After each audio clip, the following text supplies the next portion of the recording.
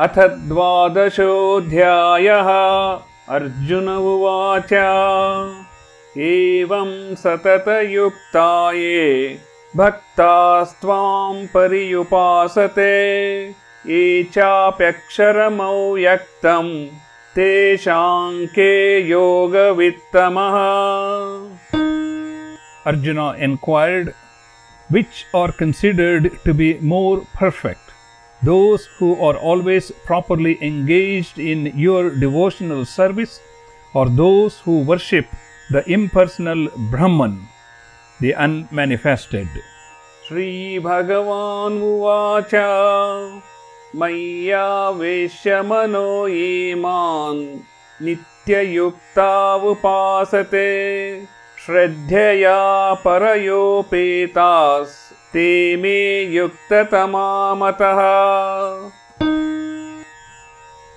The Supreme Personality of Godhead said, those who fix their mind on my personal form and are always engaged in worshipping me with great transcendental faith are considered by me to be most perfect. Ye tvaksharamanirdeşam avyaktam pariyupasate sarvatra gamachinchyancha kutastamachalan dhruvam sanniyam yendriya gramam sarvatra samabuddhaya te pramnuvanti mam eva sarvabhutahite rataha. But those who fully worship the unmanifested, that which lies beyond the perception of the senses, the all-pervading, inconceivable, unchanging, fixed and immovable, the personal conception of the absolute truth, by controlling the various senses and being equally disposed to everyone, such persons engaged in the welfare of all at last achieve me. Kleshodikatarastesham avyaktasaktachetasam avyaktayi gatir dukkham dehavadbhiravapyate. For those whose minds are attached to the unmanifested, impersonal feature of the Supreme, advancement is very troublesome. To make progress in that discipline is always difficult for those who are embodied. Etu sarvani karmani mayi sanyasya matparaha ananyenaiva yogena mam dhyayanta upasate Techamaham samudharta mrityu samsara sagarat bhavami nachirat partha maya veshita chetasam. For those who worship me, giving up all their activities unto me and being devoted to me without deviation, engaged in devotional service and always meditating upon me, having fixed their minds upon me, O son of Partha, for them I am the swift deliverer from the ocean of birth and death. Mayyeva mana adastva mahi buddhim niveshaya nivashishyasi mayyeva ata urdona samshayaha. Just fix your mind upon me, the Supreme Personality of Godhead, and engage all your intelligence in me. Thus you will live in me always, without a doubt. Ata chittam samadhatum nakashnoshi mayi stiram abhyasa yogena tato mamichhaptum dhananjaya. My dear Arjuna, O winner of wealth, If you cannot fix your mind upon me without deviation, then follow the regulative principles of Bhakti Yoga. In this way, develop a desire to attain me. Abhyasyephyasamarthosi matkarma paramo bhava madhartamapi karmani kurvan siddhimavapsyasi.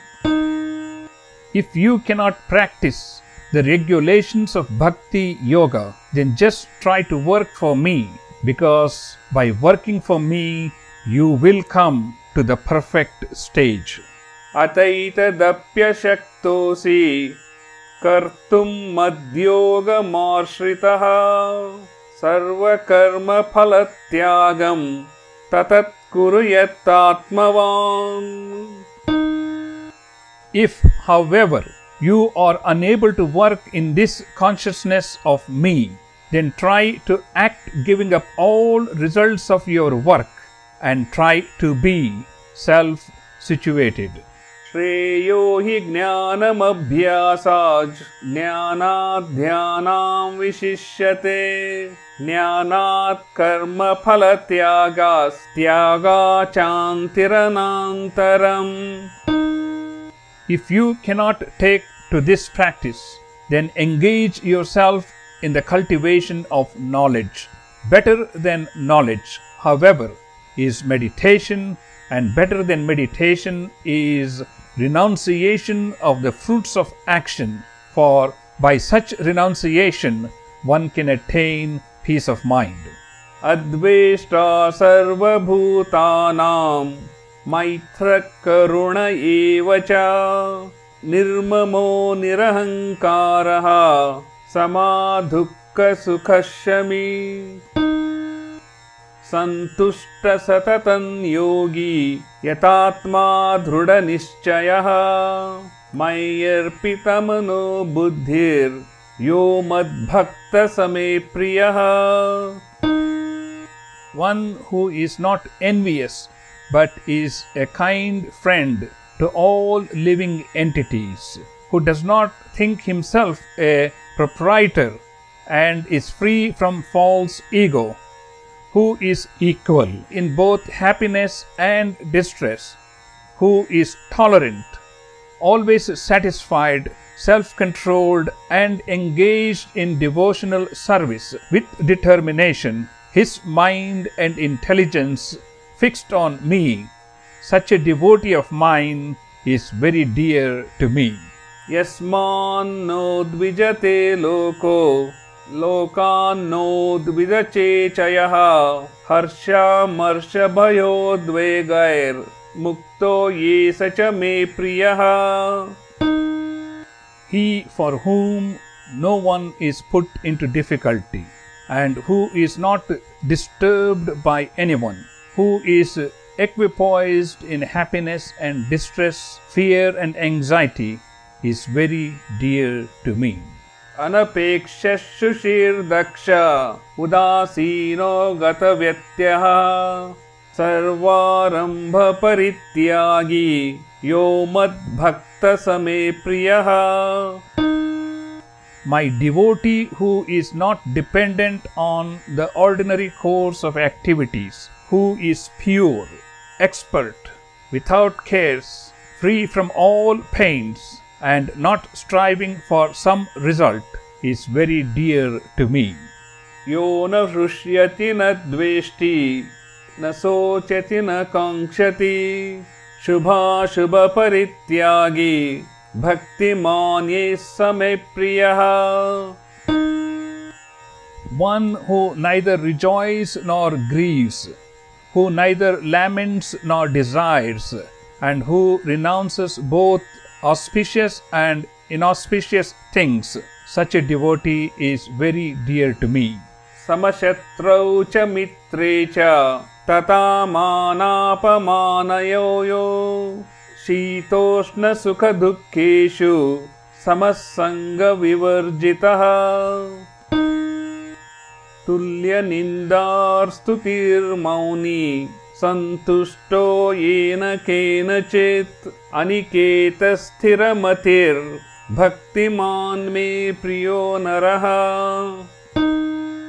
One who is equal to friends and enemies, who is equipoised in honor and dishonor, heat and cold, happiness and distress, fame and infamy, who is always free from contaminating association, always silent and satisfied with anything, who doesn't care for any residence, who is fixed in knowledge, and who is engaged in devotional service. Such a person is very dear to me.